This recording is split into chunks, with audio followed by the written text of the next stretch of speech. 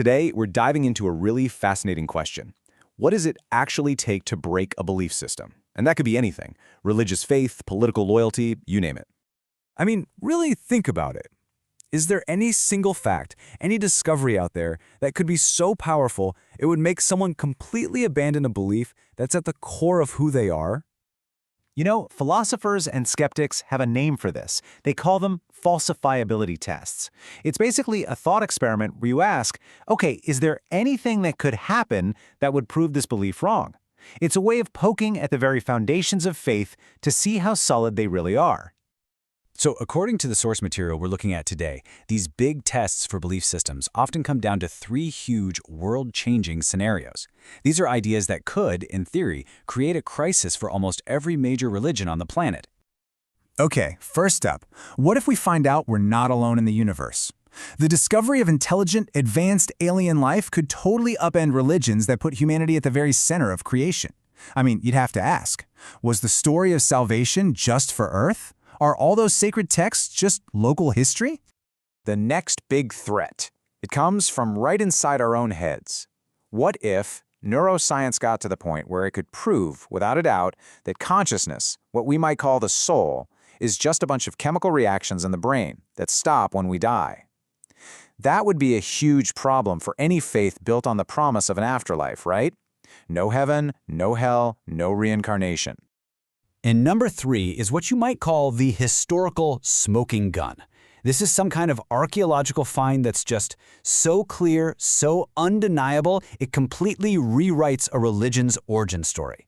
The classic example for Christianity would be, say, finding the actual bones of Jesus.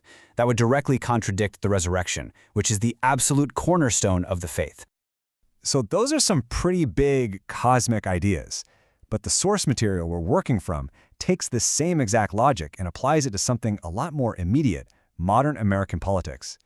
Let's dig into a real-world case study to see how this all plays out.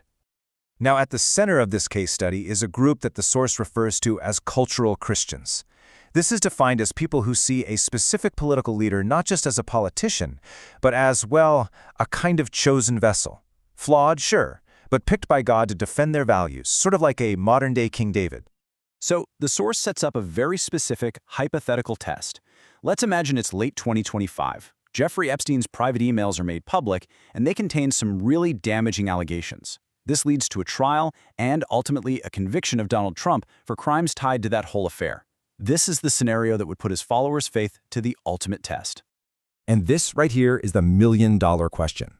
Would a conviction like that, especially for something involving the exploitation of children, completely shatter the faith of his supporters? Or, and this is the really wild part, could it actually make them more loyal? Well, the analysis suggests the result wouldn't be simple at all. Instead of everyone reacting the same way, a conviction would probably cause a massive split right down the middle of his base. So you'd see two totally opposite reactions.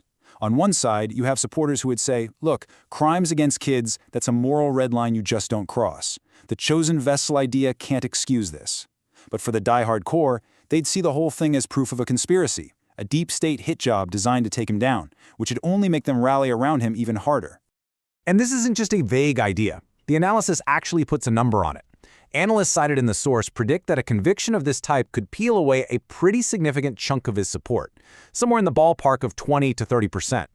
The source even points to a hypothetical poll from August 2025. It shows that 47% of Republicans would still back him even if he were convicted of serious crimes. Now, that's a huge number for sure. But the really interesting detail is that the source says this figure is actually a drop from earlier polling, suggesting that an event this serious could in fact start to cause some real cracks. So you end up with this really strange paradox. The overall movement would probably shrink. It would do more harm than good. But the supporters who are left, their belief wouldn't just survive. It would get stronger, more concentrated, more intense. So that leads to the really fascinating part. How in the world does a belief system survive what looks like a direct, fatal hit? Well, the secret is all about reframing the story. To make this super clear, the source actually wrote out a hypothetical sermon. This is the kind of message a supportive pastor might give to their congregation right after a conviction like this. And honestly, it's a masterclass in narrative jujitsu. So, step one, you acknowledge the flaw. But you recontextualize it. You draw a parallel to a figure like King David, a great biblical leader who also messed up. Big time. By doing this, the personal failure isn't a deal breaker anymore. It's just part of a classic story about imperfect people being used for a higher purpose. Then comes the pivot. You shift the blame. Suddenly, the conviction isn't about earthly evidence and laws anymore. No, it's redefined as a spiritual attack from the enemy, from the deep state. This transforms a legal defeat into a holy battle, and the supporters become soldiers in that fight. And finally, you play the ultimate trump card.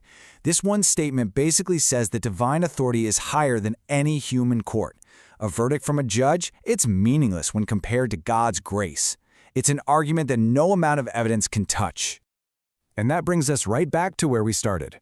Whether we're talking about aliens or political scandals, if any piece of contradictory evidence can just be absorbed, reinterpreted, and used to make a belief even stronger, then what does it actually mean to prove something wrong?